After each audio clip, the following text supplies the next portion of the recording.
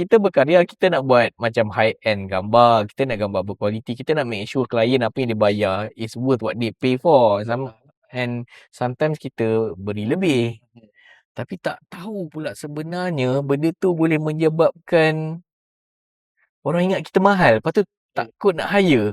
Wah, that's so sad lah. Kat situ jam lah sebenarnya. So fresh,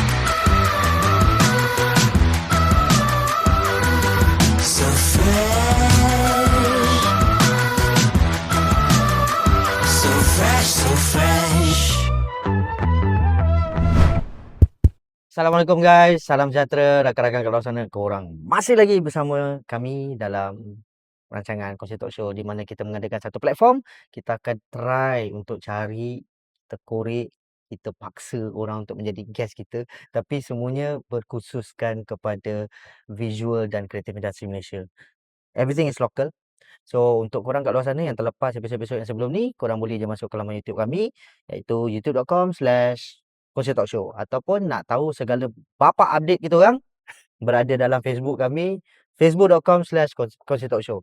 Sebarang pertanyaan, sebarang idea, sebarang apa benda kau tak puas hati, tak suka tengok muka aku ke apa ke, post je kat situ. Nak tukar, nak suruh tukar host ke apa, cakap je. Nanti kita tengoklah mana kita boleh layan, kita boleh layan. Kalau kita tak nak layan tu, lantak kau lah. Kan? Kita hari ni bersama seorang lagi guest. Masih lagi dalam pasal kita nak buat visual semua kan. So kita akan panggil, walaupun orang dia masih aktif atau dia tak aktif, dia belakang tabir atau dia depan tabir, kita nak korek segala pengalaman dia, segala rahsia dia dan segala work dia. Mungkin kita minta sedikit himat nasihat lah daripada guest kami ni untuk share kepada korang semua, supaya korang lebih peka dan tahu apakah situasi sebenar bila berada di dalam industri itu sendiri. So, without further ado, kita tak nak buang-buang masa, kita minta dia kenalkan diri dia sendiri. Okay. Panjangnya. Okay. Bismillahirrahmanirrahim. Assalamualaikum semua. Nama saya Rafil Tazali. Kalau kat social media, ramai yang kenal saya dengan nama Rafil Tazel. Panjang eja dia, tapi tak apalah, just panggil saya Rafil ataupun RT je. Even Syai pun Syai pun kadang-kadang ramai orang yang tak tahu nak label saya sebagai apa, fotografer ke, graphic designer ke, tukang edit ke apa ke. Sometimes saya pun having a hard time to label myself, sebab apa-apa pun, especially in the business, in the industry, kita kena label diri kita dengan apa yang kita kuat. Walaupun my background is in graphic design, lepas tu venture in photography. Tapi sebelum fotografi tu, I did a lot of photo editing. And kat situlah saya sebenarnya found my passion and talent in photo manipulation. Alright, okay. Fun fact, dulu masa belajar kat ITM Shah Alam dulu, tahun 2006, I fail my photography. Kena repeat, bro. Serious? Okay. Even you don't know that, right? Tak tahu. I fail my photography. Sebab I think it is a typical problem of any non-photographers lah. Shutter speed tu apa, aperture tu apa, kita tak boleh nak differentiate. Even sampai sekarang pun, I don't call myself a photographer juga, sebab technically I'm not that good. It's just that saya tahulah macam mana nak ambil gambar untuk saya proses jadikan final artwork tu lah. So if you ask me about lens ke, body setting ke apa ke, please don't ask me. I will be embarrassed to answer the question. But I know how to capture a sharp photo for me to use for my artwork. So kat hujung tu sebenarnya, okay, kalau nak label saya seorang photo editor, retoucher dan seorang photo manipulator. Kan senang macam tu kan. Pasal apa, mungkin ramai kat luar sana biasa dengan nama. Tapi ramai juga kat luar sana tahu Rafil ni adalah fotografer. Itulah dia. yang boleh mengedit gambar. Yeah. Pasal semua orang akan tahu macam gambar ni dia yang shoot. So orang tahulah ni fotografer tapi dia boleh edit gambar. So untuk orang-orang yang dah biasa tengok work Rafil ni tahulah dia ni siapa sebenarnya, apa yang dia buat sebenarnya kan. So mungkin Rafil boleh share sikit dekat orang kat luar sana, macam mana boleh terjerumus dalam industri ini kan. Adakah memang daripada awal-awal sekolah lagi dah minat benda-benda macam ni, ataupun benda tu spark Okay. selepas belajar? Okay, off the record should I talk to the camera or talk to you? Boleh, mana-mana boleh, tak Oh, kisah. okay. Okay, so basically backstory sikit, my family memang orang seni lah. Tapi bukan orang seni macam teater ataupun filmmaker. Diorang suka seni, suka melukis, suka ambil gambar, suka painting. Not that good, not that great, tapi memang passion tu ada lah. So sambung belajar kat ITM tadi, Ambil course apa waktu tu? grafik. Grafik lah. Okay. Grafik. And then sampai degree, major in advertising. Okay. Okay, cerita dia sangat menarik sebenarnya. And kalau boleh students, kalau nak buat benda ni Bagi je make sure korang kena kau team dengan lecturer korang dulu. Saya buat benda ni langgar je. Tapi nasib baik lah, lepas tu alhamdulillah lah dia punya result dia positif. So basically what happened was during my degree tu kat hujung-hujung semester lah, sebelum graduation lah, final semester lah kan. So kita orang dapat assignment. Kena buat rebranding, kena buat assignment advertising lah. Okay. So most of my classmates, apa yang diorang buat, macam biasalah ambil existing product. Contoh Milo ke Pizza Hut ke apa. They will rebrand and then buatlah pameran macam biasalah final degree show diorang semua kan. Pameran, dapat points, graduation, habis macam tu je. Okay. Nak kata rezeki. A friend of mine tiba-tiba called me. Dia kata, bro, kau graphic designer kan? So, I cakap, yes, but I'm still a student. Tak pernah kerja lagi. Umur baru 24, 25 masa tu. So, dia cakap, okay, tak apa. Tapi kau boleh buat grafik kan? Cakap, okay, where is this going? So, dia cakap lah, okay. Sekarang, long story short, I have a contact yang sekarang ni dia nak buat magazine review kereta. Okay. And is looking for a graphic designer yang ada idea fresh, yang ada vision. Nah, aku bagi duit, kau buatlah apa kau nak. Okay. Kau berkarya dengan duit aku.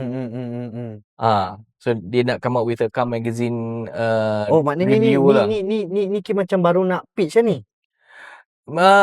Duit tu duit dia. Dia memang nak buat car magazine, dia just nak assemble team. Okay. Maknanya first punya mold. Yes, memang pilot lah. Memang pilot daripada from scratch. Okay. Dia cakap from scratch. Ada reference ke apa ke? Selalu macam kita tengok magazine kereta, kalau siapa yang kaki kereta lah, macam Top Gear ke, KK ke, ada Revolution apa entah kan. Macam ada. Banyak magazine at that time lah. Zaman-zaman semua orang baca magazine kan. Hard copy magazines. So, dia cakap lah, you can do everything kan from scratch. Memang tak ada reference, tak ada apa. Ikut you punya vision. So, I was like, serious lah? Cakap, yeah bro, jom kita buat.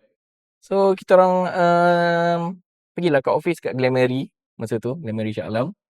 Jumpa dia punya owner. Rupanya owner dia pun lebih kurang sama buyer gak lah. Rich guy. Tapi dia dah start business a few years back lah, after dia study kat overseas kan.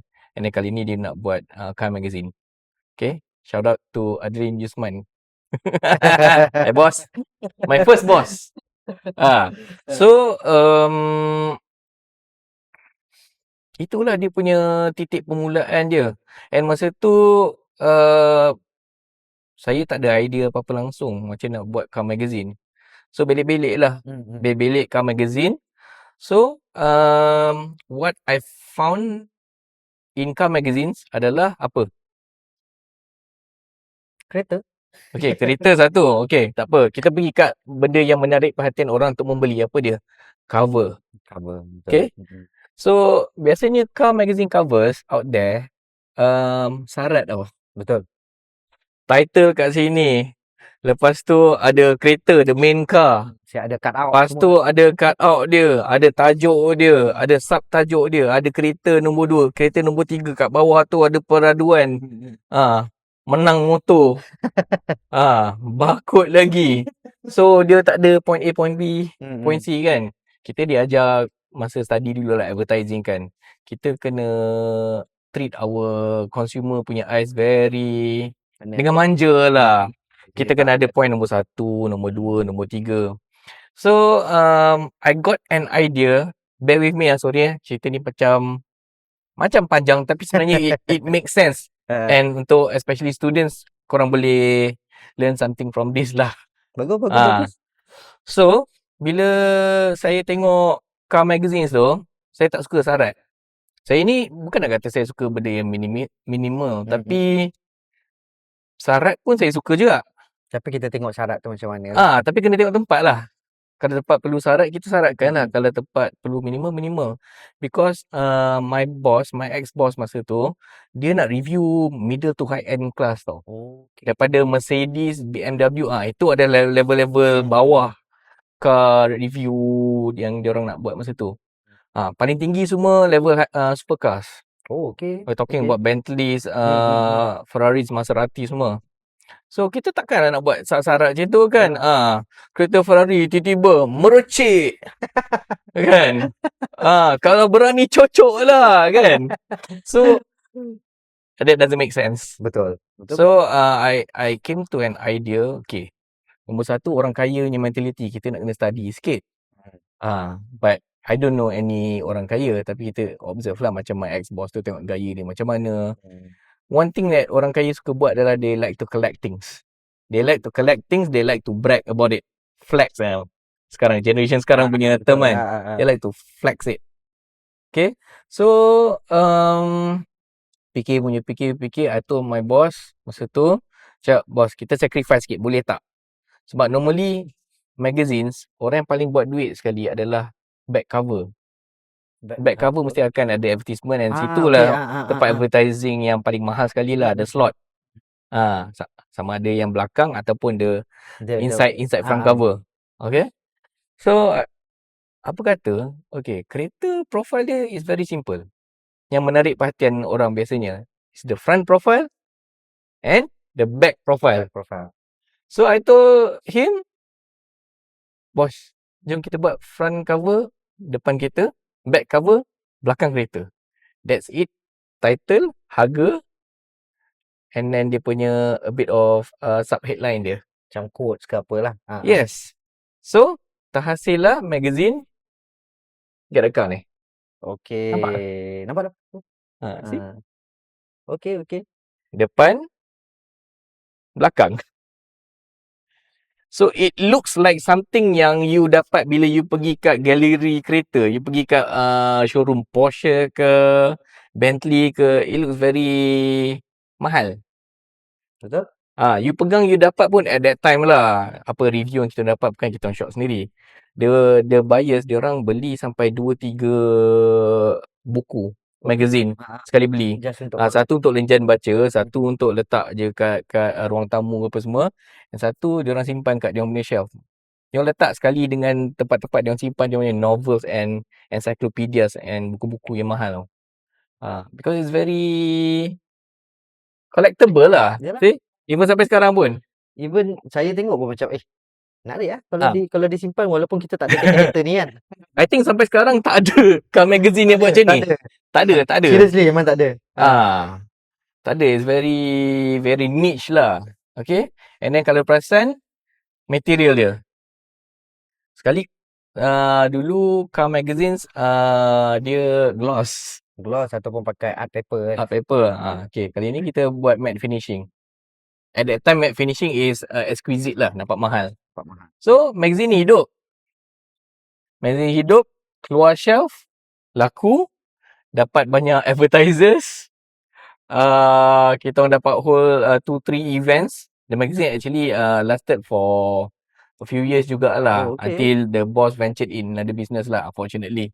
Tapi business was doing very well. Masa tu ni cerita bukan kutuk sekarang Masa tu Top Gear pun goyang oh. Top Gear pun start ikut-ikut cara kita orang buat the design. Macam mana kita orang review cars. Kita ada buat a bit of video at that time, but that's another story lah. That's not my line. Tapi long story short, buku ni, magazine ni, this is my final year presentation. Okay.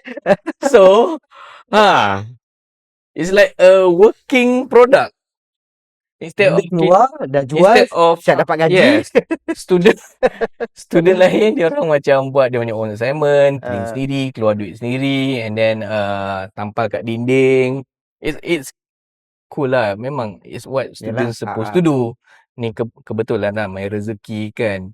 Instead of kita pamerkan konsep yang bila dekan ke dia orang boleh question, ni boleh buat ke ni, macam mana. So masa final degree show tu, bila lecturer datang kat tempat saya tu, dia cakap, ni produk ni dah siap ni, dah in the market dah ni. Ya ke? Oh, bagus. So dah settle. My degree project. Terus no question asked. Done deal. So what I'm trying to say here, kids, kawan-kawan sana yang mana tengah study tu, be observant. Try to look in another perspective. Walaupun benda tu macam sangat straightforward. Oh, okay. Straightforward. Kita tengok car magazine lah. Macam mana aku nak buat lain lah. Macam mana nak buat lagi cantik. So bila orang cakap lagi cantik, from the existing, nak lagi cantik, kenalah lagi berkilat. Kenalah colour lagi naik. Tapi sometimes going back to the roots can get you better results lah. Simple spacing main, lepas tu peletakan dia tak terlalu overshadow. Betul. Okay. So, summary kat sini sebenarnya, kalau nak katakan daripada saya punya career kan, sebenarnya my concept is kasih jadi. Terlanggar je, kasih jadi je. Kita ada skill, walaupun kita tak terlalu professional, janji kita ada basics, kita cakap je kita boleh buat. Nanti kita belajar along the way. Betul. So, jangan takut untuk venture new things. Nak belajar benda baru ke apa semua, jangan takut lah. Cuma sekarang ni dah tua sikit. Dia takut tu naturally datang lah kan. Pasal sekarang mungkin di umur-umur kita ni, pasal kita dah ada family. So takut kita tu ke arah lain pula. Yes. Mungkin dulu kita boleh langgar, selanggar-langgarnya kan. Sekarang ni kena fikir, ada mulut nak kena masuk ni. Betul. So basically this is the starting of my career lah. 2006 I started my career by being a graphic designer. Tapi kat sini pun sebenarnya permulaan for my photo manipulation punya career juga. So maknanya gambar ni memang dah ada team yang shoot lah. Ada team shoot. Okay. A good friend of mine juga, J Ismail. Oh. Kenal? Okay, kenal. Fashion photographer. Masa tu dia tak shoot fashion sangat, dia shoot GT girls, umbrella girls. Sebelum dia dapat Andrews Models lah. Itu pun satu cerita yang best juga tu. Kalau you dapat interview dia pun best juga. Dia ni backstory cool gila. So, kita orang kat office, dia banyak shoot gambar model. So, kat office dia akan edit lah. J akan edit gambar model dia. So, I ask him lah, bila dah siap kerja kan, bro, bagi aku satu gambar saja nak main-main dengan Photoshop, boleh tak? So, kat situ lah macam, Photoshop boleh buat efek ni? Okay. Boleh buat macam tu? Boleh tampal-tampal?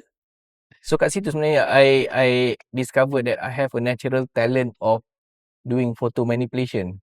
Tak macam mana, I don't know how to explain lah. I think dia macam orang painter lah kan. Kita tanya dia, macam mana kau lukis cantik lah? Memang dia tak ada jawab. Benda tu tak ada jawapan, Allah bagilah. So in my case is photo manipulation lah. Daripada crop gambar, and then kita terus dapat idea, a bit of Google reference ke apa semua. Jadilah some of the covers ni pun banyak Photoshop, tukar-tukar background. Macam gambar Ferrari ni sebenarnya, if I'm not mistaken, gambar Ferrari ni sebenarnya shoot kat tepi jalan, Okay. kat tepi jalan, shop houses sebelah Hmm. mamak. So bila edit-edit semua jadilah macam ni. Masukkan efek ni semua. Itu salah satu daripada kelebihan saya lah sebenarnya. Which is I offer to my clients, if you don't have that much budget, Mhm. but you want to produce something that is elegant and nampak mahal, Mhm. I can do it for you. Kata photo manipulation kan. So kita manipulation lah. Hmm. Okay. And then daripada situ shifted ke mana sebenarnya? Okay. After the magazine gig ni, after that I work in a few place lah. Bekerja kat beberapa tempat as a graphic designer sahaja. Agency lah. Agency saja. Pernah kerja kat company yang buat premium gifts. Okay. Benda boring. Lanyard, t-shirt, kan? Alright. Lanyard, t-shirt, topi, non-woven bag lah, keychain semua kan. A few companies yang buat benda-benda yang basic graphic design lah. Tapi kat situ lah sebenarnya I have the time to berkarya kat luar. I kenal beberapa kawan fotografer lain, antaranya macam Bibo Aswan, Okay. Idan. Tapi Idan sekarang dah tak shoot gambar, dia fashion icon sekarang kan. Good for him. So zaman-zaman tu lah kita orang banyak explore fashion photography pula. Kenapa I venture in fashion photography? Sebab saya suka buat photo manipulation. Tapi macam mana I want to salurkan my skills tu. Okay. In what manner? Kalau macam kereta sebenarnya macam a bit, bukan nak kata boring, because it's a stagnant subject kan. Benda yang dibuat, objek yang tak bergerak. So paling-paling pun tukar background, edit bagi nampak tayar berpusing. Takat-takat situ lah. So dia punya limitations tu limited. Okay. Bila limited, so macam I got, not to say bored, kena cari a new canvas lah. Tengok. Hari tu macam masa saya tengok J. Ismail punya kerja kan, so macam I think I can try with fashion. Sebab masa tu kebetulan America's Next Top Model tengah in masa tu. Tengah trend lah. Bila America's Next Top Model tengah in masa tu, so everybody wants to be, sama ada nak jadi model, high-end model, high fashion model, ataupun fashion photographer. Time-time tu lah kalau kalau kita tengok kat Facebook tu kan, banyak lah. Betul. Banyak aktiviti fotografi, street fotografi apa semua dengan model kan. So I use that canvas to create conceptual photography. Macam mana exactly macam America's Next Top Model buat lah. Tukar-tukar background and everything kan. So from that time I dah start kumpul portfolio dah makin lama makin banyak. And then I've always wanted to venture in business, nak jadi freelancer lah. Okay. Tapi biasalah, I think in Malaysia is a typical way of bila kita dibesarkan, kita kena kerja government, kita kena ada stable job, then you can survive. Kalau kau nak buat business, it's very risky lah. High chances you cannot survive. Betul. Betul lah, adalah betul dia sebenarnya. Betul sebenarnya. Tapi business tu lah ada risk, ada gain kan. So nak cuba tak nak cuba.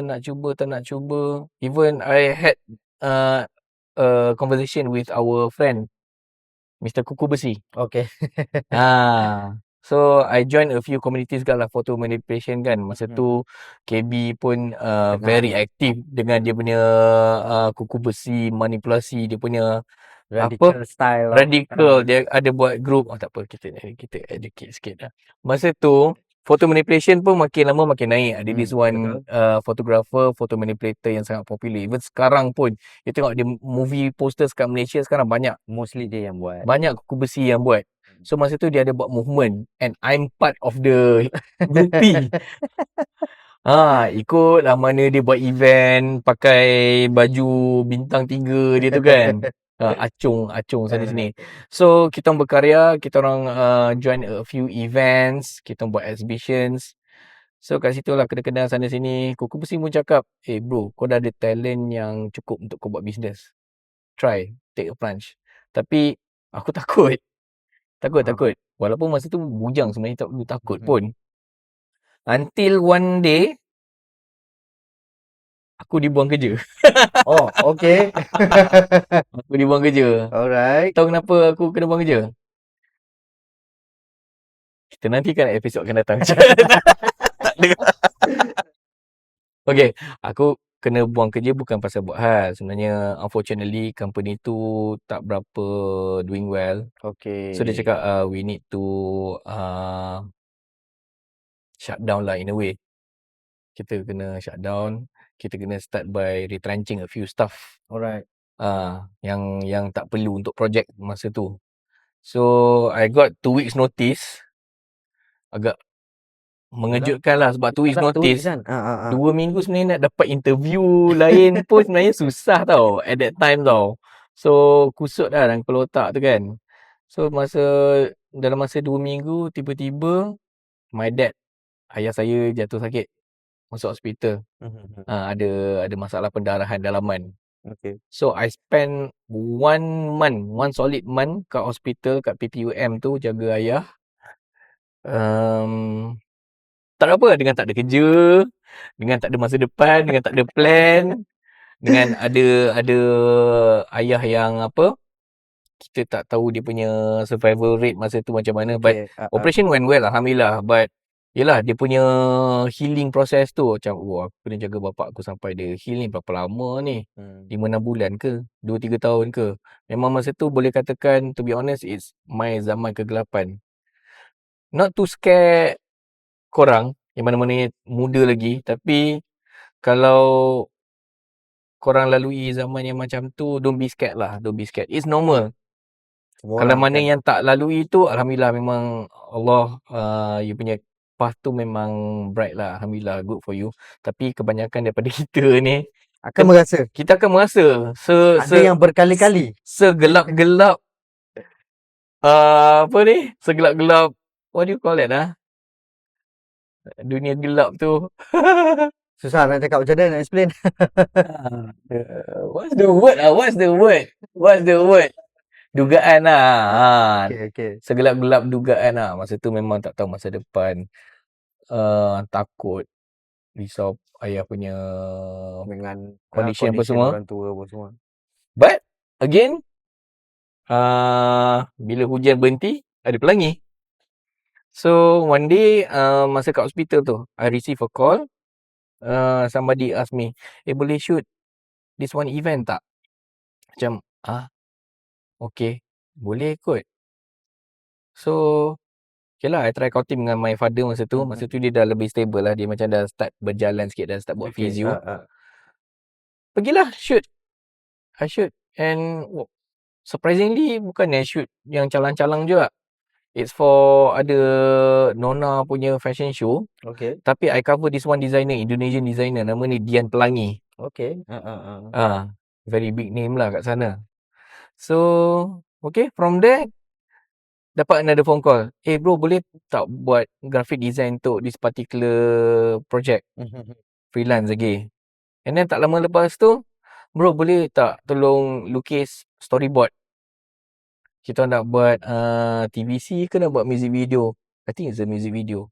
Nak buat music video, lukis storyboard.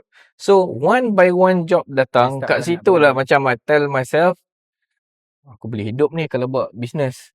So, starting from there, I started my freelance punya journey lah. Start daripada tu lah, jadi freelancer. Okay. Tapi masa tu tak memilih, tak ada strategi apa. Apa job dapat kita buat je. Grafik, buat foto, buat TikTok je tak buat. Nasib baik situ. Masa tu tak ada lagi Masa tu tak wujud lagi kan. I don't have to dance. So, literally berkarya lah masa tu. Nak bertanya apa-apa ye? Ke kita sambung lagi? Macam korang dah dengar tadi kan, actually Rafi dah cerita pun, orang kata apa, dia punya zaman gelap yang Yeah. dia rasa macam apa oh plan tak jadi ni. Ha. Habis ni kan. Kan kerja tak ada apa semua kan. So at least korang dah dengar sedikit daripada tuan punya badan. Yang pentingnya jangan takut untuk nak go through Yes. that phase lah kan.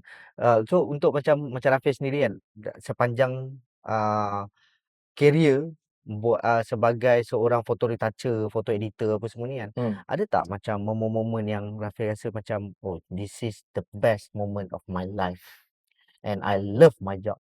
Oh. Mungkin banyak tapi mesti ada Tak, satu yang your paling question macam tahu je berkaitan dengan what happens next. Lepas zaman kegelapan tu lah. Lepas zaman kegelapan tu, masa buat freelance, I still have a burning passion nak buat fashion photography tau. okay.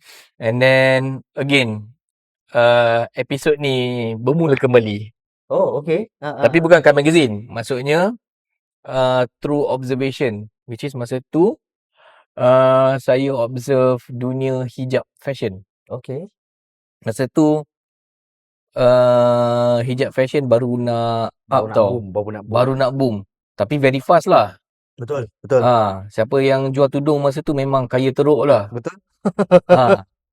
So going to the photography side, masa tu I observe that orang yang shoot tudung ni, orang yang shoot hijab ni, biasanya diorang shoot kat studio saja. Backdrop apa masa tu? Pastel. So masa tu yang popular trending masa tu adalah pastel colours. Yang sweet, yang soft, background kosong. Tak ada nak macam textured ke, tak ada nak decoration macam ni, tak ada. All kosong, simple. Posing Arnab. Macam ni kan, kiri kanan Yelah tak freestyle sikit. boleh kan pakai tudung. Ya kan. So very straightforward macam tu. So saya tengok macam okay, I think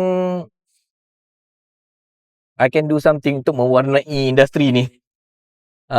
Kita bukannya macam nak look down, sebab every art ke, every trend ke, dia akan start daripada something yang very simple. Betul. And then they evolve. Betul, dia evolve. Itu yang my lecturer Dr. Ruslan Prof. Okay. Ruslan dia yang ajar. Jangan apa tau. Masa saya belajar dulu, dia tak bagi tahu directly, tapi saya suka cara dia mengajar, which is in creative world, jangan ever condemn orang. Okay. Jangan condemn kerja orang lah, because my hobby sometimes I like to troll orang juga. Kan? Kadang-kadang benda macam tu Kita orang Malaysia, netizen mesti tak lari daripada making comments. Kita kena menjalankan tugas sebagai seorang netizen yang berwibau. Yes, tapi bila kita cakap dalam konteks kita punya industri ni, I don't like to kutuk orang lain punya artwork, because artwork orang lain walaupun kononnya tak cantik, tapi itu adalah hasil titik peluh diorang tau. Kita tak tahu berapa lama diorang spend time, apa diorang punya hardships yang diorang kena lalui untuk siapkan that particular artwork kan. So that's why bila saya tengok hijab fashion masa tu, saya tak ada cakap boringnya lah, pemalasnya. Tak ada. So I think this is an opportunity for me. To bring something new. Yes, to bring something new. And kebetulan sebelum tu kan kita sebelum tu dah main fashion photography dengan model-model yang free hair lah masa tu kan. So I brought that world inside hijab photography. Oh okay. So what I did was, again, langgar je tau. Saya pergi kat section 7 Shah Alam tu, situ sebenarnya masa tu lubuk fashion hijab tau. Tengah banyak gila kedai tudung radio site lah, sugar scarf lah, kilang sama. segala tok nenek scarf semua kat situ kan. So what I did was, selalu orang nak pergi meeting apa semua, call kan, set appointment kan. Tak ada. Masa tu me and my partner at that time, Zamir, shout out Zamir. Masa tu okay, a big backstory. Masa tu my partner Zamir tu, dia seorang wedding photographer. Okay. Through a friend. So I was looking for someone yang terror technical. Kan I cakap, saya tak pandai technical. Saya cakap, bila sembang-sembang cakap, bro, boleh tak kau jadi kau punya, boleh tak engkau jadi aku punya technical assistant? Okay. So kita shoot, kita gerak sama, nanti profit, alah cincai lah, kita split lah kan. Tapi the branding is my brand lah. Dia cakap okay je, sebab dia passion dia kat arah events, weddings, portraits at that time. Tapi sekarang pun he's a big name already. Dia buat filem sekarang, banyak buat video juga kan, main basikal apa semua. Itulah.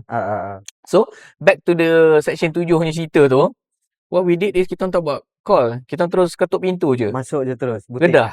Masuk butik, tanya, mana bos? Ada owner tak kat sini? Macam tu lah. In polite way lah. Ada tak owner kat sini? So staff cakap, oh tak ada, keluar lunch ke apa semua kan. Oh saya ada portfolio ni nak propose untuk korang punya brand. Creative way of doing fashion photography lah, untuk promote kan. Nak bagi lagi naik lah your brand tu lebih daripada brand-brand lain kan. So our bullet at that time was my laptop lah. Buka, dia orang tengok, macam, ush. Okay, nanti saya forward kat bos saya, minta nombor telefon awak. So, I think boleh katakan, itu rezeki Allah lah. Seperti saya cakap, one of the best feeling of my life during that era. In which, bila kita masuk, kita buka, kita tunjuk something yang kita 100% believe in our craft tau. I think benda tu resonate in orang kita approach. Betul. That aura, the confidence apa semua. So they bought that idea. Kat situlah starting of my orang kata, not to say professional, but masa tu Raffetizer punya branding dah ada in the market lah. Betul. Owner brands dah start kejar and want to hire me lah at that time. Hire sampai I hit my personal jackpot lah, which is Jekyll. Okay. So I pun lupa macam mana, tapi somehow I ended up in Jekyll. So kat situ Base project ke ataupun memang dia hire for the whole. jadi vendor. Oh, okay. Jadi vendor, tapi diorang ni sejenis yang bila diorang dah suka kerja setengah vendor tu, memang dia stick ke. Because diorang tak ada masa nak mencari try and error, because diorang punya business kan macam booming kan. Diorang malas nak fikir. Diorang dah suka, dia stick sampai dia merasa macam nak try orang lain lah. Okay. So I think for a few years jugalah saya banyak shoot untuk Jekyll dengan Ariani. Okay. Jekyll kain, Ariani tudung kan. Jekyll kain, so what they did is dia buat draping. Tahu draping? Draping maksudnya dia ambil kain gulung tu, dia ada stuff dia yang terror gila. Balut jadi baju. Dia akan kan? balut jadi baju. Jadi macam dress. Macam, uish, macam mana akak buat macam ni? For me, that's another art lah for me. Macam I really appreciate dia orang punya craft. So, kita shoot lah masa tu. Kalau Jekyll, kita shoot dengan Zanita Wilson, legendary model. And then kalau Ariani, kita shoot dengan Wardina Safia.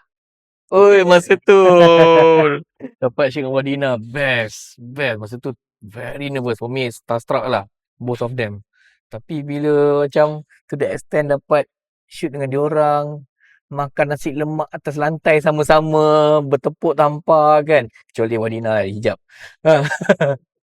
You know, macam I think that is one of the nicest feelings ever lah, because kita, to be honest, I'm a low self-esteem punya person. Okay. Pemalu, takut, selalu having self-doubt. Yang jadi macam ni sebenarnya adalah sokongan daripada kawan. I'm not perfect. My life is not perfect. You know that. Before kita datang podcast ni pun, janganlah screenshot tunjuk perbualan kita. To be honest, before masuk podcast ni, I meltdown tu. I text dia macam, weh, my life is very tough right now, apa semua. But yelah, kawan-kawan semua banyak support lah. That's why I'm here, and kita share cerita lah kan. So masa tu best. Kita shoot Ariani, shoot Jekyll, to the extent naik billboard. I think one of the highlight of everyone lah. Macam kalau you photographer, Kalau naik billboard tu rasanya dah Oh, dah itu dah keawangan lah. You rasa macam dah menang besar lah. betul. You can macam, aku boleh tapau mana-mana klien ni. You have the certain level of confidence to approach mana-mana klien yang you nak. Senang je orang tanya macam, Ah, "You ada portfolio tu?" Tepi yes, highway tu. billboard.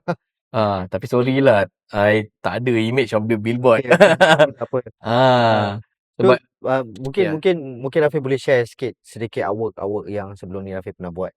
Yang kata apa dalam laptop ke apa ke yang dah printed, korang dah tengok ni sendiri kan. Adakah? But ini this one is more like a conceptual idea macam mana nak Yes. buat kan. So inilah asalnya Yes. Rafael. Yes. So macam bila Rafael dah cerita dia punya shifting era daripada orang kata apa, build up new concept of magazine from scratch. Bukan fotografer lagi, bukan fashion photographer lagi, bukan lagi orang kata apa, belum lagi masuk ke zaman foto retoucher secara serius. So sampailah shifting Yes. sampailah dapat beberapa big brand tu kan. So mungkin boleh share sikit orang kata apa, artwork tu kalau masih ada lagi, dan mungkin kalau macam boleh di-share without any copyright issue. Rasanya okey kot boleh share ni. Kalau Okey. podcast boleh je share. Tapi yang saya ada sekarang ni, not to say artwork yang sangat lama, tapi tak adalah baru. Okey. Okey. Macam mana nak tunjuk? Buka je, nanti dia orang akan switch. Okey, dah boleh buka? Boleh. Okey. Kita mix and match Boleh. maybe viewers boleh faham lah. Kita dari tadi duk cakap konsep kan, benda mamak ni manipulation apa ni. Kadang-kadang orang tak faham apa tu macam conceptual fashion Yes. punya Yes. fotografi kan. Conceptual, yes. That is the term yang sebenarnya masa saya approach hijab fashion, I introduce the term conceptual photoshoot. Kat situ lah kita shoot konsep, kita shoot luar instead of studio. So sekarang kita tengok banyak orang dah shoot overseas apa semua. I think dia beranak pinak daripada situ lah. Okay, here are some of my samples. Okay. Okay, ini walaupun straightforward photoshoot kalau you tengok, tapi yang produk tu banyak photo manipulation. Tukar colour, tukar size, tukar shade. Okay. Macam yang lipstick yang melengkung ni sebenarnya dia 3 je. Tu. Tapi dia punya range dia ada 5. Sebab itu masa tu klien suka hire saya. Boleh provide semua benda. I can create a solution for their problems lah. Saya tak, sebenarnya benda tu bagus pasal bagi saya sendiri, saya pun seorang fotografer. Sometimes bila saya dapat klien, saya rasa sedih bila diorang minta sesuatu, saya tak boleh come up dengan satu solution supaya diorang macam, oh okay Syai, kita tak payah pening lah, you buatlah semua. Pasal kadang-kadang benda tu kita memang ni bukan foto aku ni, baik aku jangan usik, nanti jadi benda lain. Betul, kan? betul. Pernah juga saya buat corporate shoot, salah seorang daripada karakter tu memang minta, dia kata, I punya eye bag ni teruk, so boleh tak you print eye bag. So kita pun macam, alamak, bolehlah edit, tapi kita tak adalah sedetail macam tu kan. So buat hantar dia reject macam, kau ni nak apa ni, aku tempek mata orang lain kan. Tapi ended up alhamdulillah dapatlah buat, tapi makan hari lah. Saya pernah tempek mata orang lain sebab gambar tu orang yang penting tu, bos tu pandang tempat lain. Lepas tu tak ada backup. Alamak. So macam itulah. Alhamdulillah lah ilmu dah bagikan. So macam produk ni kadang-kadang klien sudah macam, range kita ada 10, tapi production baru siap 3 je. Macam mana tapi kita ada color dia. So ni lah solution yang kita bagi. Okay. Next. Ini boleh katakan agak early days juga ni. Okay, we have another ni. Ini yang belah kiri sekali Zanita ni, ni adalah Jekyll. Okay. If I'm not mistaken, ada naik billboard ni. Billboard dengan magazine advertisement. Okay. Kalau kita tengok yang belah kanan sekali ni, Hanim. model. Oh, Ah, ah. masa ni dia popular. Ini this is for radio site. Ni pun masa zaman-zaman yang I introduce the conceptual photography lah. So maknanya sesi-sesi ni adalah di luar tapi diedit background dia menjadi macam tu. Yes, Oh, okey. outdoor. Alright. Tapi kita edit bagi line daripada lain lah. Macam Hmm. contoh pintu kayu ni kan. Okay, Ah. this is pintu kayu. Okey. Kat Astana Morocco, Putrajaya on the left side yang Zanita ni. Tapi orang lain biasalah ambil gambar and then probably edit kat Lightroom, tukar-tukar tone kulit sikit, apa semua dah siap kan. So for me macam okay, macam mana aku nak buat lain daripada lain lah. So I turn the door into something macam batu jade-ish, Okey. besi metallic. I tak tahu what is this called lah, tapi bagi nampak lain lah. Lain lah. Dia tu jadi Ah. different scene lah kan. So yeah, it's how you tackle the problem lah. Imagination kena kuat, Betul. reference kena banyak. Mhm. Itu je. Ramai orang cakap, "Oh, Rafil, macam mana kau buat benda ni ah? Macam mana kau manipulate ah? Mesti susah kan?" Sebenarnya manipulate ni tak susah. Number one, imagination. Number two adalah rajin je. Because manipulation is all about cropping. Rajin crop, senanglah kerja kau. Betul. Pasal dulu Ah. saya ada perasan tau, ada satu viral posting pasal design baju berbentuk nasi lemak. Okay. Memang teruk gila viral, lepas tu tiba-tiba you come up with your design. Oh Nasi lemak. yes. Macam so benda-benda macam tu pasal bila kawan-kawan yang dah untuk korang kat luar sana macam kita orang dah kenal agak lama. Tak adalah rapat sangat tapi kita orang kenal lama. Rasanya more than 10 years. Yes. Lepas tu bila benda tu datang kan, waktu tu saya dengan seorang kawan yang memang suka manipulate foto juga. Tak nak sebut nama dia lah. Lepas tu kita tengah borak-borak kan, lepas tu dia macam share, bro, kau tengok ni, apalah buruk odol lah apa semua kan. Tu macam tiba-tiba kita macam kita ada tu kawan-kawan yang boleh produce lagi bagus pada ni kan. Okay, dah jumpa lah. Lepas tu scroll your posting keluar. Macam tengok dah keluar. Boleh ke tunjuk ni? Boleh, tak ada masalah. Ini cerita lama lah. So this was the nasi lemak dress.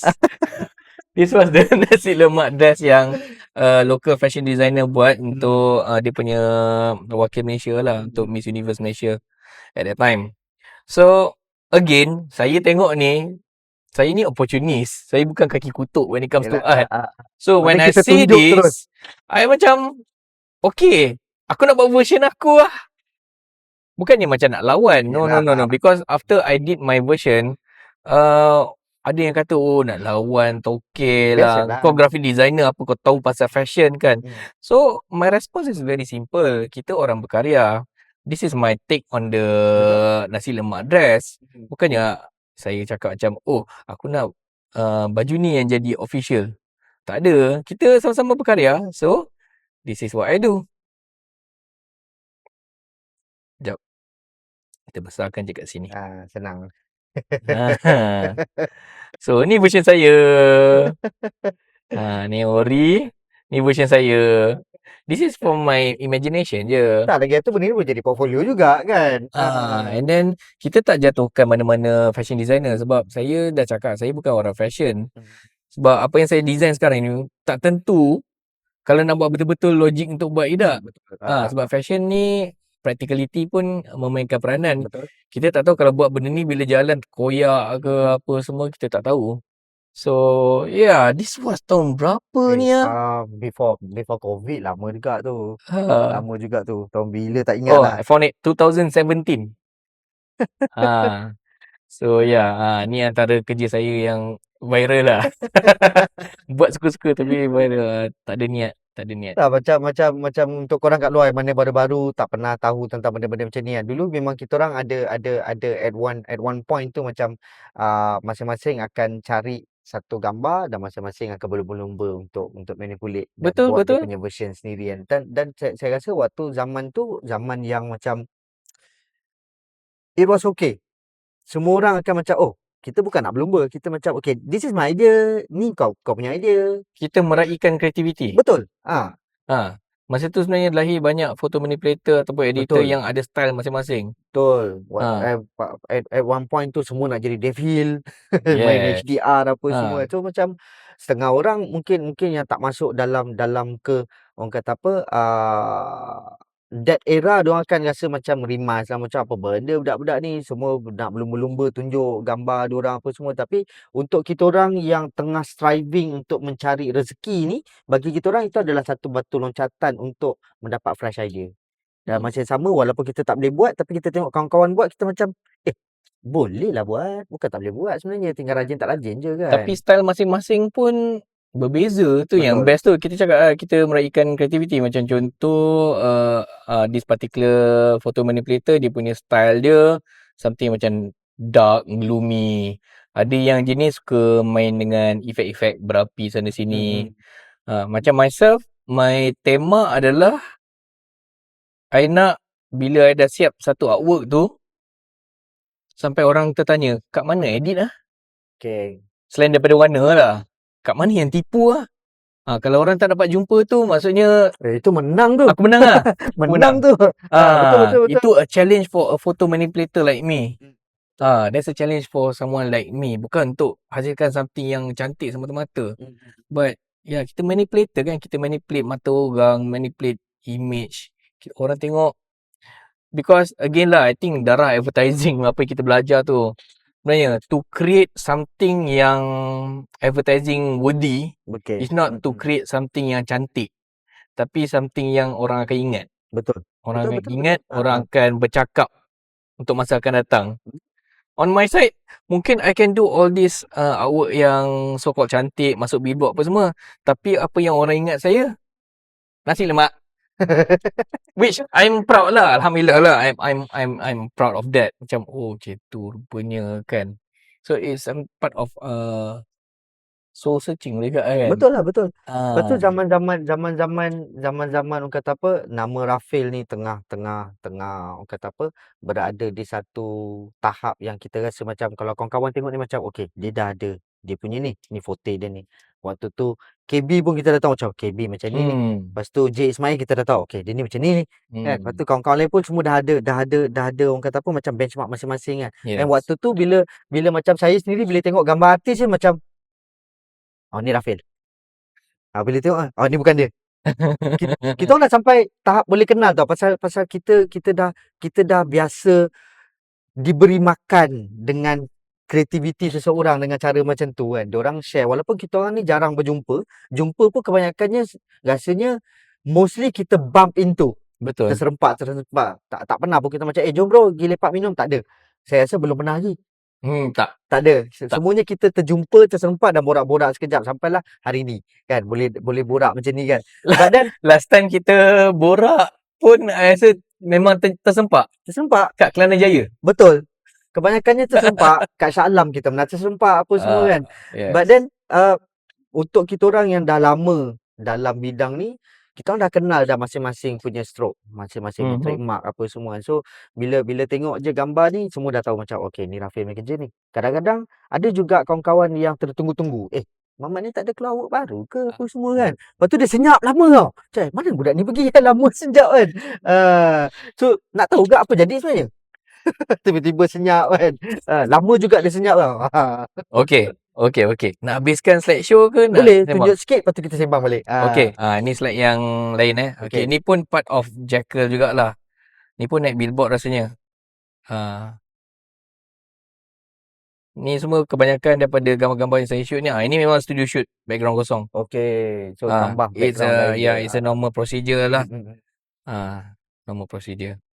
Okay, sekejap kita jawab soalan tu kejap lagi. Ini nanti kejap lagi. Kita tak payah tengok ni lah. Kita tengok yang besar-besarnya. Tengok yang besar tu senang. Okay. Ini dah dekat nak baru. This is for Wawa Cosmetic. Okay. So masa ni cosmetic brand dah start conceptual photography dah. Tu Because diorang local brand makin banyak kan. Yes, local brand banyak. bukan fashion saja yang nak buat fashion. Local brand, because sekarang ni founders pun especially diorang kena ada self branding yang kuat. Betul. So bila ada self branding yang kuat, diorang demand lah this kind of photoshoot. Okay. Macam this one, ini ada collaboration sikit. Ini bukan saya fotografer dia. Okay. Fotografer dia adalah A1 Jade. Okay. Okay. I'm sorry Iwan kalau turutan dia tak betul. Tapi the client is JD Sport / Puma. Oh, okay. So this is the gambar sebelum and gambar sebelas lah.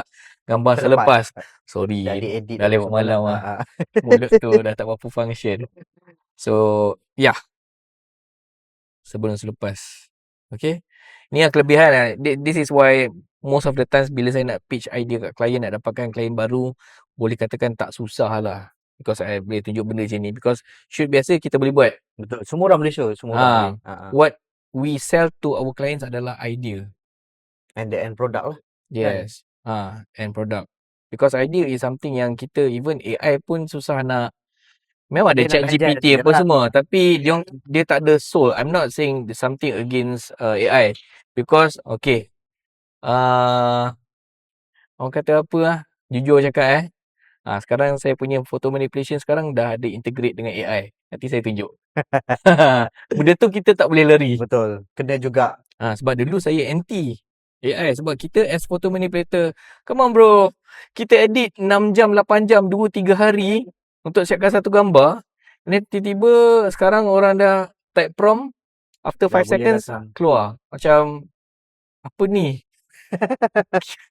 Kan? Apa ni? Tak, kau belajar tahun-tahun kot. Ini tak adil ni kan. Kita go through so many things to achieve this kind of skill and kau type je. Dan semua orang boleh jadi foto manipulator dah Yes, lepas tu. I was bitter towards AI until a few months I fikir balik macam kalau aku dah boleh buat photo manipulation buat macam ni, kalau AI ni ada, actually this thing is a tool for me. Memudahkan lagi kerja. Memudahkan, bagi lagi cepat and quality lagi padu lah. Betul, betul. So macam ni, ni zaman masih lagi photo manipulation lah. Shoot kat apartment. Nampak tu lantai, lampu Okay. rumah, light stand kan, wayang sepah tu. Tapi jadi macam ni. This is also Wawa Cosmetic. Diorang ada budget for the horse apa semua, tapi dia ada budget untuk seekor kuda lah. Okay. So kita tambah seekor kat belakang. So kita ikut juga team diorang nak buat fairy tale. So after brainstorming, kita share the ideas lah. Macam okay, let's do this one. Apa ni, Ariz Zafril pun nak unicorn. So kita pun macam okay, let's do this, let's do that apa semua kan. So jadilah macam tu. And lagi satu kelebihan saya untuk klien, which is macam okay, klien nak nampak something yang gah, tapi mungkin diorang punya resources tak banyak, staff tak ramai, props tak cukup, macam ni lah. Klien macam nak hutan penuh dengan bunga. Okay. Tapi studio tu mungkin props dia tak cukup. Ada berapa ni lah? 1, 2, 3, 4, 5, 6. 6, 7 bunga. Okay. So kita buatkan untuk dia orang. So the best part is actually their only reaction lah. Dia orang rasa puas hati hire kita lah. Macam thank you for helping us. Kita brand kecil, tapi you buat kita nampak macam brand mahal. Betul. Which sebenarnya benda tu masalah untuk saya juga sebenarnya. Kenapa?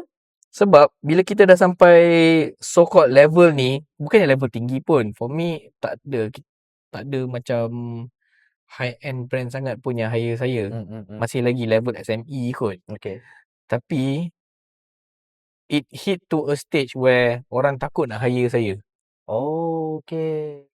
And then bila after a few years, while dah kawan lah kat social media kan, kita follow each other owner ni, tapi dia owner ni tak hire aku pun. Kenapa ni kan?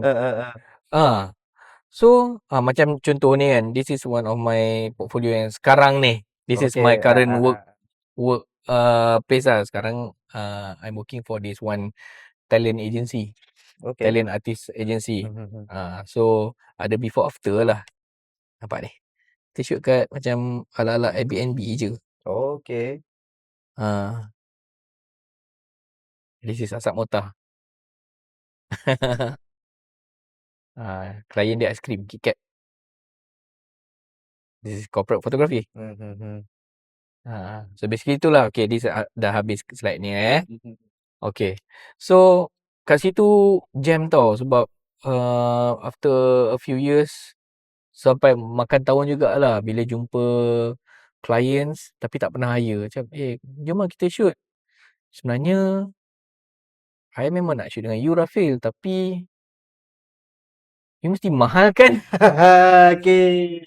Faham tak? Ah. Faham tak? Sebab kita berkarya, kita nak buat macam high-end gambar. Kita nak gambar berkualiti. Kita nak make sure klien apa yang dia bayar is worth what they pay for. Betul. And sometimes kita beri lebih. Tapi tak tahu pula sebenarnya benda tu boleh menyebabkan orang ingat kita mahal. Lepas tu takut nak hire. Wah, that's so sad lah. Kat situ jam lah sebenarnya. So, itulah. At that time terpaksa lah kita masuk social media, start educate orang balik lah. Tiba-tiba keluar poster. Ada promo shoot 500. Celah mana mahal ni 500 kan?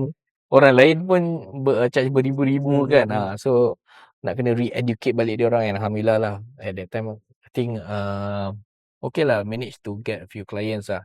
Okay, and back to your question macam ni. Ada pasal ada satu point tu Rafil tu terus hilang. Hilang Dia macam tak ada ni work, tak ada apa. and then I rasa at that time you still have your own studio. Lepas tu macam asal macam tiba-tiba tak ada. Dia senyap terus kan. Okay, itu sebenarnya sisi kegelapan juga Kedua tu. yang kedua. Yang kedua jugalah. Tak adalah gelap sangat pun sebenarnya. Okay, let me tell you my weakness. Mungkin some of people ingat macam, oh, Mamat ni he knows what he's doing kan. Sebenarnya tak lah, tak juga. Saya ada kelemahan sendiri lah. My weakness is actually I'm not a one man show. Okay. Saya bukan jenis yang suka kerja seorang. I tend to be like, kalau lama sangat seorang tu jadi tepu, tak motivated, tak ada drive nak gerak tau. So walaupun at that time sebelum PKP ada buka studio, sebenarnya dalam kepala otak ni banyak plan. Itu kelebihan saya. I have so many plans, I have so many ideas, but at the same time I feel frustrated that macam kenapa macam tak ada orang support aku Kenapa aku tak ada team? Okay. Kenapa aku tak ada team? Tengok orang lain macam senang je dia orang jumpa, tiba-tiba jumpa assistant tu, tiba-tiba jumpa team ni. Macam Syai. You yourself tengok buat podcast ni kan, ramai bantu kan, ramai yang merealisasikan projek ni. I want that. Tapi mungkin at that time I think nak senang explain, redha kot dengan mungkin at that time Allah want to show me something. So I ended up macam kerja seorang. Kenapa senyap is because I think my kesilapan sendiri kot. Dipendekkan cerita, I should have focus on what I do best. Okay. Remember tadi cakap kan? Sebab kalau kita cuba nak buat something yang kita betul-betul tak tahu, lepas tu contoh kita rely kat orang, kita tak boleh nak control orang tu tau. Bukan kata orang tu tak bagus, tapi katakan klien ada certain expectations. Dia nak, okay, aku nak hasil macam ni. Kalau gambar, klien nak kita buat a certain result, kita boleh buat sebab kita tahu is tangan kita boleh buat. Betul.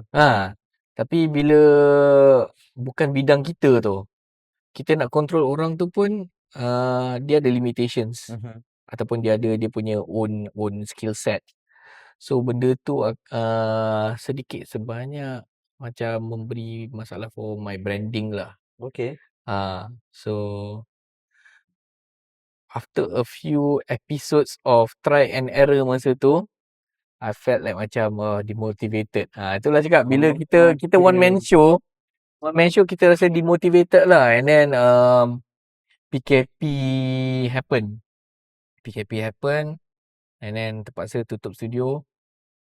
Masa tu macam tiba-tiba jam lah. I think ramai orang masa COVID Memang ramai hilang yang kerja, hilang hilang kerja arah. dan semuanya macam reset, start from zero balik semua. Ah, Kan pasal sebelum-sebelum ni ada je tetamu yang kita orang bincangkan tentang semua orang tengah macam ni, tiba-tiba COVID hit, terus semua macam ni dan semua tengah macam menaik balik. Pasal semua dia kata ada yang guest bagi tahu macam ah, di dalam keburukan ada kebaikannya. Pasal semua orang reset balik.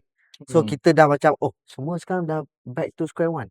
So semua dah back to zero. Okay, sekarang kita race balik, tengok siapa dekat atas. So time tu lah kita nak tahu siapa yang sebenarnya masih kental di dalam industri. Ya. Ah, At that time saya bersyukur lah.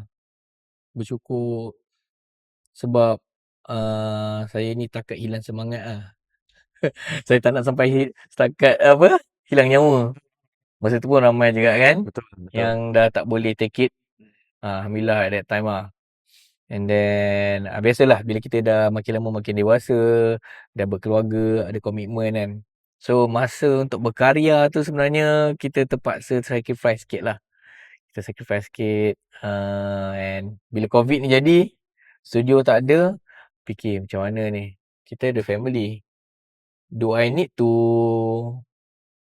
jump back into business and risk dari segi rezeki untuk keluarga? So kita cut short benda tu. Long story short, I've decided yang okay, sementara kita cari balik apa kata, kita reset balik Reset tu. kita reset, re-strategize and terjun balik dalam dunia bisnes yang seronok ni. Tapi banyak dugaan kita makan gaji dulu. Betul. Sebenarnya tak ada, it's not a bad thing pun sebenarnya kan. Yeah. Mungkin ada setengah orang macam saya sendiri, kenapa saya kekal menjadi diri saya sekarang macam ni, pasal saya memang nak macam ni. Kan mungkin itu mengikut pilihan masing-masing. Dan ada juga kawan-kawan yang tanya, kata macam mana kau sustain survive sampai sekarang and sustain kekal relevan. Dia kata sekarang ni itu berbalik pada pilihan masing-masing. Engkau yang pilih untuk susah, tapi engkau happy tak? Happy kan? Yeah. Ada orang dia pilih untuk senang, tapi dalam proses kerja yang lain. Maknanya macam aku rasa tak boleh nak jalan ni, so baik aku kerja makan gaji dulu. Mungkin bisnes tu akan datang selepas ni, kita tak tahu, who knows kan. Tapi makan gaji pun is a fun journey juga, because bila saya start bekerja makan gaji ni masa PKP pun portfolio yang guna pun portfolio photo manipulation juga. Dan kerja-kerja grafik lah. So dia orang suka kita think out of the box. So they make use of my skills lah. Sebab masa tu my first job masa PKP was dengan Datin Fauziah Gaus. Okay. Dengan Datuk Zafran. Untuk bisnes dia punya burung walit dia. Okay. Minuman sarang burung walit tu kan. So masa tu banyak jugalah berkarya. Kita tak buat photo manipulation, tapi adalah we did some advertising level punya campaigns lah. Macam seronok masa tu lah. So dah kerja kat situ. I work for this one digital marketing company. Pun buat lebih kurang sama juga. Didn't stay long because digital marketing ni dia punya design dia dia macam zaman masa lepas grad tu. Straightforward lah. Straightforward, and I rasa macam tak apa sesuai. And then currently I'm working for a talent agency talent artist management company. Okay. Itu pun based on my portfolio. Sama juga. Kenal Aida Jebat kan? Of course kenal kan. Husband dia introduce me to the boss. Okay. Bos tu kebetulan memang kenal pun, is my Twitter friend. Tapi tak adalah rapat kan. Pernah lah shoot untuk company dia few years back. And then dia katalah yang si Nabil tu, Nabil Mahir, cakap this guy, he can do this lah with his photo manipulation apa semua. And then kebetulan my current boss dia tengah expand his business. So dia create satu department for me. Oh, nice. So thank you Melaka Boy. Zeno Production, Zeno Entertainment Production tu dia punya one of the department. Sebab banyak dalam Zeno tu ada banyak. Ada Okey. music production, ada content, ada grafik, ada macam-macam lah dalam tu. Nak buat jingle ke apa semua ada. So my part is creative imaging. Okey. Memang dia create that department for me. Mhm. So nak convert the department into a business lah. So sekarang dalam proses nak grow lah. Slowly belajar benda tu. So I'm thankful lah yang actually ada orang yang trust my skills and Masih nak lagi invest in me. itu yang paling penting. Kan? Itu yang paling Ah, penting sebenarnya pasal orang dah put different level of trust tu. ya. Maknanya kita tanpa kita sedar, kita sendiri tahu lah macam sebenarnya aku dah ada dekat sampai tahap ni sebenarnya. Cuma Yes. mungkin sebelum-sebelum ni kita orang kata apa, didatangi oleh bermacam-macam jenis. Bukan nak kata masalah, dugaan. Itu yang buatkan kita macam down sekejap lah, apalah semua kan. But then itu the learning curve lah. Cakap pasal redha and trust the process. Yelah, I think masa ni adalah masa yang sesuai juga sebenarnya. Sebab kita buat bisnes, kita main langgar je. Tapi bisnes pun sebenarnya ada dia punya skill set juga. Ada dia punya strategi, ada benda teknikal juga kan. Betul. So maybe entah Allah nak tunjuk saya jalan masa saya bekerja kat company-company ni, for me to observe, this is how you run a company. This is how kalau kau nak ada team untuk build a company, nak besarkan company, this is what you have to do. This is how you manage your orang-orang bawah, team, leader. This is how you jadi boss. Sebab jadi boss pun ada dia punya disiplin juga kan. Betul. Kalau katakan you salah langkah, sama ada kena tipu ataupun kena pijak. That's what they don't want lah. Dia lagi satu from my personal opinion dan juga experience, saya banyak bekerja dengan orang tapi saya dapat bos yang to be honest haram jadah. Hush. Dia tahu jadi bos tapi dia tak tahu proses untuk menjaga anak buah. Boleh kutuk bos ke? Boleh, tak ada hal. Serius? Boleh je, tak ada masalah. Kan okey je. Tak ada masalah pun, tak ada masalah. Okey je. Okay. If I feel want to kutuk my boss, I kutuk lah. Bukan bos sekarang Melaka Boy, Zeno Entertainment, best. Okay, kita tak ada masalah. Kita okay je, insyaAllah. Cuma yang lepas lah. Itu pun zaman kegelapan juga sebenarnya. Okey. Tapi tak ada kaitan kot dengan kita punya topik sekarang. So tak payahlah. Tak apa, terpulang. Okey je. We are open to orang kata apa, apa-apa jenis discussion. Tapi cukuplah untuk saya cakap masa PKP dulu, ada satu company yang saya kerja tu, yang digital marketing company tu, saya diberhentikan kerja sebab saya post IG story. Berkenaan dengan produk ke macam mana? Berkenaan dengan live saya sebagai seorang bapa yang baru dapat anak. Okey. So dia tak puas hati ke apa? Orang dapat, yes. So basically I saw this one posting and benda tu macam ada kaitan dengan my personal life as a father. Masa tu my wife baru bersalin. Kita baru dapat anak dalam pantang. Okey. So I posted that on my IG story. Kita cakap pasal kita punya penat lah. Kita punya challenge as a new parent kan. Serious. That's it. Sekali tahu macam mana sampai ke mata dan telinga management. Wow. Apa masalah orang? Dipanggil ke office, tiba-tiba cari gaduh. And then walaupun dah explain, cakap bukan. Mula kita gelak je. Bukan. Tapi dia orang macam, no, you burukkan company you. You tahu tak you siapa, you bawa nama company lah, apa semua, you jangan malukan kita orang, apa semua. Macam mana ada? Tak ada. Buat apa? Kita makan gaji kot. Kan? You bagi rezeki kat I kot.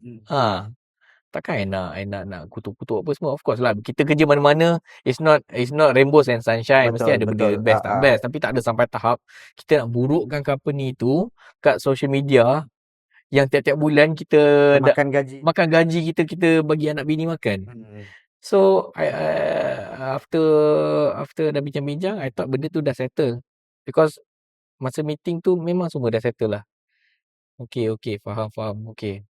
2 days after that, HR datang.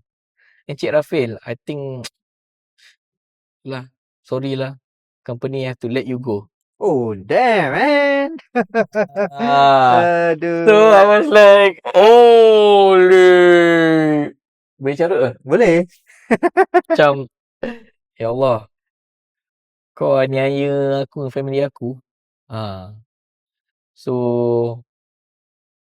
itulah. I think bila once you get older, kan, benda-benda macam ni yang challenge you punya motivation. Macam you nak go into business balik ke, benda-benda macam ni sebenarnya yang kacau tau. Benda-benda ni yang kacau, yang jatuhkan kita punya moral. Betul. Jadi tak semangat apa semua kan. Macam benda ni kita tak buat apa pun. Okay. Pengalaman tu mungkin ada orang pernah mengalami, tapi mungkin jalan dia berbeza sikit kan. PKP bro, bini tengah-tengah Baru dapat ada bersalin, dalam pantang. lubang kerja. Wow. Okay. Company Islamik bro. So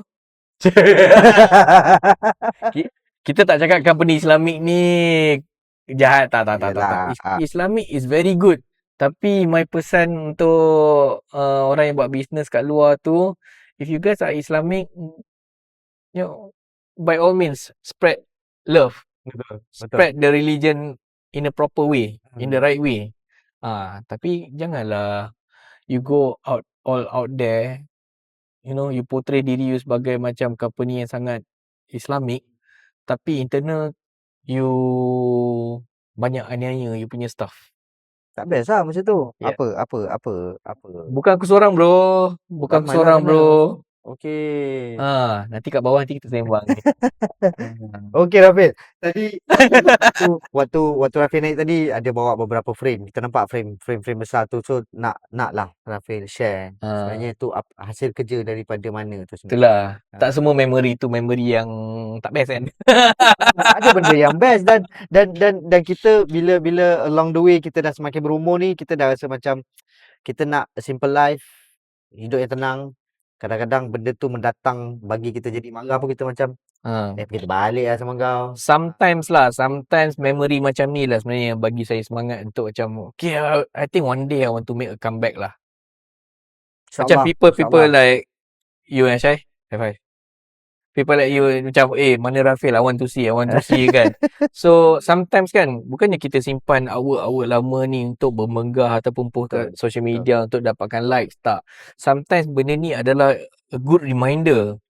You know, bila kita rasa diri kita teruk, diri kita useless ke, tak relevant ke, macam contoh sekarang ada AI, so macam oh man, aku bakal kena replace. Tapi kita kena tengok balik apa yang kita pernah buat, apa yang kita mampu buat. So benda tu is a good reminder lah. Macam contoh apa yang saya bawa ni lah.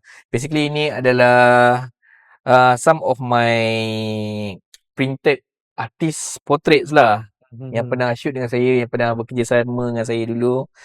Okay, contoh pertama Siti Nurhaliza, alhamdulillah. Tok T. Nampak? Nampak tu. So saya simpan lah mana-mana yang artis yang saya pernah shoot. Saya snap gambar, print elok and dapatkan. Ni kira shoot and edit. Okay. Ni saya shoot, saya edit, tak manipulate kan. Dia memang rupa dia macam ni. Kan? And then satu benda again lah, kelebihan, bukan nak kelebihan, sometimes kita punya idea yang lebih sikit tu sebenarnya benda yang memorable lah. Betul. Which is dia punya autograph. Dulu bila saya minta autograf daripada artis, sometimes orang keliling dia orang gelak tau. Apa ni, zaman URTV ke apa ni, minta autograf kan? Oh no. Ada sebab lah. Ada sebab bila kita buat macam ni, gambar takkan menjadi sekeping gambar saja, dia akan jadi memory. Bila kita tunjuk macam contoh, some value lah. Ya, macam contoh ni gambar Datuk Mozani Mahathir. Kan, kalau kita tak ada signature ni tulisan dia sendiri tau. Okay. Saya bagi kertas, bagi marker, so dia conteng. So memang kalau tak ada ni, Dia hanya akan jadi satu gambar yang orang Gambar je boleh lah. cakap daripada Google. Betul. Oh, people can Google this dan- image. Dan mungkin orang boleh cakap macam, alah, semua orang boleh shoot je ni. Ha, gambar ni jadi auto hidup. Walaupun dia black and white. Ha, ingat ni Planet Hollywood. Hard Rock Cafe ke apa semua kan they have all these autograph. Betul. So I did all this lah. Oh, by the way, yang Siti Nurhaliza ni saya shoot untuk ada satu kempen Aryani. Yang Datuk Mozani Mahathir ni saya shoot untuk Petronas punya board of directors. Okay. Corporate lah. Okay, next apa yang ada lagi lah? Ni kenangan daripada studio lama. Ni shoot kat studio lama saya. Amira Rosli. Sorry Amira Rosli ni. Dia dah pakai tudung kan. Kan lupa. Tapi tak apalah, setengah kempen dia rasanya ada lagi keluarkan gambar lama. So insyaAllah minta halal Ni semua artis-artis dan VIP yang baik dengan saya. Amira Rosli very good with me. Baik. Ni pun salah satu selebriti yang memang humble dengan saya. Orang lama. Tapi tak tua ya. Orang lama tapi tak tua. Siapa kenal? Yasmin Hani. So nampak. Ini ikhlas dia tulis sendiri ni. You were great. We had our Bluetooth on dude. Maksudnya masa shoot tu dia had fun, dia cakap, "Weh, Connect lah." Macam bila kita suruh dia post macam ni, dia cakap, aku nak post macam ni lah. How did you know? Lepas tu bila keluar gambar dia suka. So benda ni memory yang best lah. Hidupkan gambar ni kan bila ada signature. Betul. Dia nampak lain lah. And then lagi satu contoh yang saya ada bawa is Norman Hakim. Ni masa ni saya shoot untuk I think Felda ke Felcra ke apa. Dia korang sama nama semua kan. Dia ada property punya project. Okay. Dia nak buat kondo. So Norman Hakim was the ambassador for that project. So, kita shoot lah interior dengan Norman Hakim sekali. Ni semua dah habis lah. Sebab masa kalau shoot Norman Hakim macam biasa je, shoot interior apa semua kan. So dah habis shoot semua, macam Norman jom kita shoot macam ala-ala Godfather. Okay bro, okay. Shoot jadilah macam ni. Bila buat macam ni kita tunjukkan dia orang pun rasa macam appreciated lah. Walaupun dia celebrity, but bila kita buat macam ni, dia orang have another level of appreciation lah and friendship dengan kita. Ni antara selebriti yang saya pernah bekerja lah. Alhamdulillah. Alright. Okay, korang kat luar sana korang dah dengar dah pengalaman Rafil daripada mana dia mula, macam mana permulaan dia menjadi seorang, orang kata apa, serious graphic designer, photo retoucher apa semua kan. Dan dalam masa yang sama dia dah keluarkan pun sedikit tips and tricks, nasihat kepada kawan-kawan dan orang-orang baru kat luar sana. Dan benda ni saya rasa macam sebelum ni saya ada tekankan juga kepada viewers, setiap nasihat yang keluar ni bukan saja untuk orang-orang baru. Dia bagus juga untuk orang-orang yang dah lama. Pasal kadang-kadang orang lama ni dia dah tepu. So bila kena tampar sikit macam okey. So dia ingat balik, dia refresh balik. Pasal kadang-kadang saya sendiri pun bila dah terlalu buat benda yang saya nak buat, saya terlupa benda-benda yang basic ni balik. So bila dengar guest kita orang ni bagi pendapat, share dia punya thoughts, lepas tu bagi sedikit tips and tricks, nasihat apa semua, sedikit sebanyak bagi saya juga orang kata apa, spark point untuk saya macam ingat balik daripada mana saya bermula dan kenapa saya berada di tempat saya sekarang. Untuk sedari lah, senang cakap. Tak adalah kita macam terus dibuai dengan dunia sendiri tu kan. Tak banyak sikit benda tu memainkan peranan penting juga. Betul sebab saya suka tengok podcast juga sebenarnya. Agak-agak addicted dengan beberapa podcast lah. Termasuk dengan podcast Cik Syai kita ni kan. Satu benda yang macam agak common lah sekarang. Podcast ni banyak dia punya fokus adalah golongan muda. Betul? Sikit-sikit, apakah nasihat untuk orang-orang muda yang nak menceburi perniagaan? Apakah nasihat untuk orang muda yang nak jadi kaya? Orang muda nak buat ini, orang muda nak buat benda tu.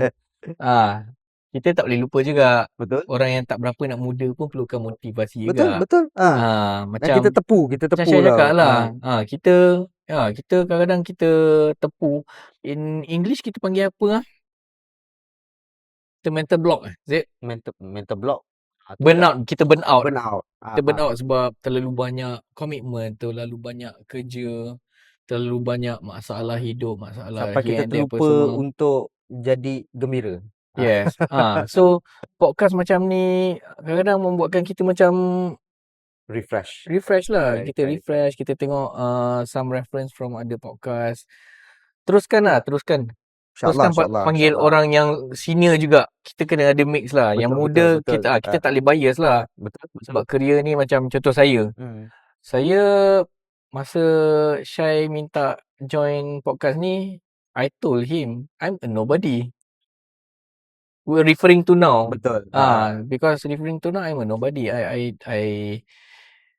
am not rich. I don't have fancy car. Kerja makan gaji biasa je, biasa sangat. So sekarang macam I'm still searching. So hopefully teruskan lah Syai dengan Untuk korang konten-konten kat luar podcast sana, ni. macam mana saya boleh menang untuk panggil dia juga malam ni, pasal saya tahu apa saya buat. Saya tahu apa kongsi talk ni buat. Saya tahu apa kongsi hub tu sendiri punya pembawakan. So Yes. saya menang dengan saya bagi dia benda macam, kita orang bukan nak cari orang yang ternama. Kita orang bukan nak cari orang yang dah menang award. Betul. Dapat orang macam tu, alhamdulillah, bagus. Kita Ya. perlukan orang macam tu untuk inspire the young generation, ataupun old generation pun boleh juga macam fikir, bila aku nak menang award ni kan. Tapi kita orang nak panggil orang-orang yang ada contribution. Walaupun dia dah tak buat benda tu sekarang, tapi dia masih, nama tu masih orang ingat dan kenal. Alhamdulillah, So insyaAllah. itu sebenarnya point kita orang nak panggil guest-guest yang korang dah tengok sebelum-sebelum ni tu. Itulah antara sebab-sebabnya. Pasal walaupun orang tu dah tak ada dalam industri tu, dia dah tak buat, dia dah pergi ke industri lain, tapi dia masih lagi, kalau kita panggil maknanya kita ingatlah orang tu. Kita tahulah dia pernah contribute something yang memberi impact kepada industri tu sendiri. Betul. One of the reason kenapa saya terima juga pelawaan Abang Syai kita ni, sebab saya pernah berotok dengan dia. Yang kata pernah tersempak tu kan. Yang pernah tersempak tu saya rasa tahun berapa tu, bro? Before the COVID. Before that. I think zaman-zaman baju nasi lemak tu, I think. Yalah, Kita tersempak kat Kelana Jaya. I think I still remember masa tu rasanya kita jumpa pukul 9 malam. Malam. Lepas tu kita duduk kat depan mamak tu, kat palang tau. Kat palang tempat orang parking motor tu. Ingat tak? Ingat. Kita sembang sampai 2-3 pagi. Cerita pasal kerja, Betul. cerita pasal Kita catch up kan. macam-macam lah. R&B stuff. Betul, semua macam-macam benda kan. Nyanyi. Career apa semua. So that's why I think macam, okay, this guy actually dia tahulah, he knows how to hit my soft spot lah. That's why saya percaya, okay, datang kita cerita. Hopefully apa saya pernah lalui daripada 2006 sampai 2024 ni, hopefully ada yang boleh diambil sebagai point-point lah. Kira macam ada yang boleh bagi manfaat lah pada siapa yang tengok Kita harapkan macam tu podcast lah hari ni sebenarnya, lah. I'm not a great person, tapi one thing I tell myself is never give up lah. You jatuh macam mana pun, bangun jalan. Betul. Yang penting jangan berhenti. That's what I told my wife every time I hit a meltdown. Selalu je nangis dengan bini. Nangis. Lepas tu dia cakap, I risau you. Saya cakap, tak apa. I memang macam ni. I akan nangis apa semua. Tapi one thing about me, I will never give up. Kita kadang-kadang sebagai seorang manusia ni, biasanya orang nampak, lelaki kena keras apa semua. Tak lah. Tak. Kita ada at one point ataupun at one moment tu yang memang kita akan betul-betul jadi atas lantai tu, lepeh, tak ada apa, tak ada bentuk, tak ada apa, kita macam flat kan. So for me, sebagai seorang manusia yang masih waras, benda tu logik. Benda tu semua orang akan lalui, dan semua orang saya rasa patut lalui, because of itulah kita punya turning point untuk reset and bangun balik. Kan Hmm. kadang-kadang perlukan juga benda macam tu. Kalau kita sentiasa keras sangat pun ended up kita kita macam seksa hati dan akal kita sendiri pasal kita duduk dalam dunia in denial ni macam aku dah tak boleh pergi ni. Tapi aku boleh push ni tapi kita tak jumpa solution tu tapi kita nak push juga. So Faham, macam faham. tu yang Cakap jadi penat lah. cakap pasal in denial kan, perasan tak in this session kan, I've been quite honest with my life. Kan? Best tak? Ramai orang tak faham ah, bukan tak faham. I think understand lah. Ramai orang macam nak jaga air muka, nak jaga air muka, tak nak malukan family, tak nak malukan orang-orang keliling ataupun especially diri sendiri kan. Tak tahu. For me because kita I'm 42 years old. 42 tahun ni banyak benda dah lalui tau. So sometimes I think for certain people like me, bila kita dah lalui banyak sangat benda, kita dah macam dah tak boleh nak pendam. Okay. Pendam tu sebenarnya sakit tau. Betul. Pendam tu sebenarnya sakit and boleh cause mental illness. Itu jadi setengah orang kita tengok anxiety pun semua sebab terlalu memendam. So now I choose to be honest. You know, kalau after this kat luar kan, mana-mana yang baru kenal saya kat video ni kan, insyaAllah kita boleh berkawan ke apa kan. Mana nak ajak jumpa ke, you want me to tell you a story kan, I can be brutally honest dengan you. Aku beritahu aku pernah rock bottom macam mana ke, aku apa ke, even in my social media pun, my IG story, I selalu aktif sekarang kat IG story kan. Dah update agak-agak rasa orang label as meroyan tau. And pernah kena kecam. Okay. Bro, kau professional photographer kot, photo manipulator yang shoot artist kot. Kalau kau buat macam ni tak elok, klien tengok. Kau kena jaga kau ni branding. For me macam bukan tak setuju, benda tu ada betul juga. Tapi sometimes I believe that if orang tu kenal kita 100% purely for who we are and they still accept it, for me macam that's real people lah. Pasal itulah sebenarnya manusia. Kita nak berkawan, kita nak bekerja dengan orang yang jujur. So kita jujur, alhamdulillah after I think makan tahun sebenarnya. Sekarang my kejujuran tu yang orang dulu label as meroyan, orang embrace benda tu. Diorang DM, diorang bagi kata semangat. And paling best kali apa tau? Ada yang DM, dia share juga dia punya nasib malang. Okay. Dia pop up juga macam, bro, aku pun stress lah, aku punya ni. So in a way, you know, honesty sometimes ada dia punya. Taklah, kadang-kadang bagi saya sendiri pun macam sebagai seorang manusia yang masih logik dan belum masuk ke tahap gila kan, masih waras, saya rasa macam ada setengah-setengah point tu yang ada setengah-setengah time tu kita perlu menjadi manusia yang macam inilah diri kita sebenarnya. Ya. Daripada kita hari-hari, pasal kadang-kadang kita tak boleh mengelak untuk jadi macam bangun je pagi, oh selamat pagi dunia tipu-tipu. Social media kan? Kan? Semua nak kena tunjuk indah-indah je macam apa hal kau? Semoga hari ceria apa semua. Tak ada.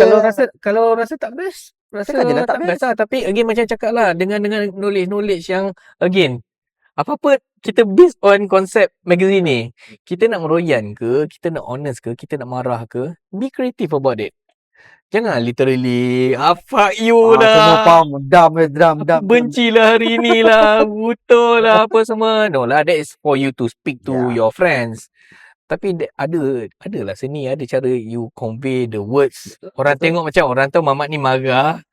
Tapi dia buat put it in creative way kan. Ya, orang tengok pun fun sebab social media is how you connect creatively. Betul. Sama macam Twitter is an art of typing kan. Kau buat kau punya tweet bagi kan.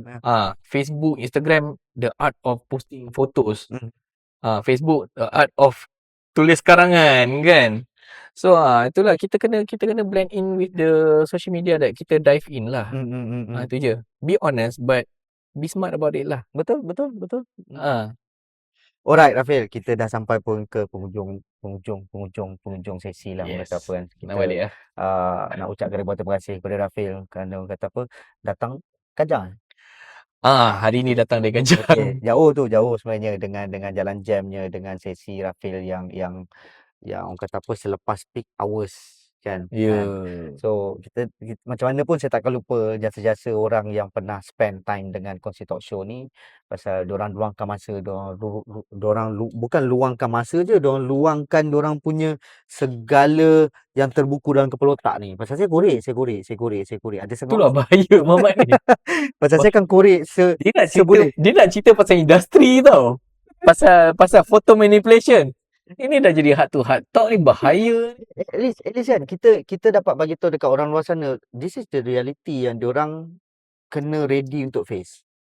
Mungkin ini salah satu contoh yang korang nampak daripada Rafael sendiri kan. Dan Yes. daripada setiap guest yang kita orang pernah invite ni, korang dah nampak dah diorang punya sisi gelap diorang jatuh. Macam mana diorang dah ceritakan apa semua kan. So berbalik kepada penutup kita tadi tu, saya nak ucapkan ribuan terima kasih kepada Rafiq kerana sudi untuk meluangkan masa bagi sedikit thoughts and share ideas, work, tunjuk sebelum-sebelum ni dah buat apa semua, bagi orang ingat balik ke Rafael ni siapa. Work ni apa semua. Dia masih wujud Cakap pasal wujud. Nasib Ah, baik, hampir terlupa. Kan tadi saya katakan saya dah menerima AI kan. Dah menerima AI kan. Okey, jap saya nak share sikit. satu contoh. Sorry kalau boring kan. Contoh. Ni. Ada tak? Dah keluar? Sekejap, belum.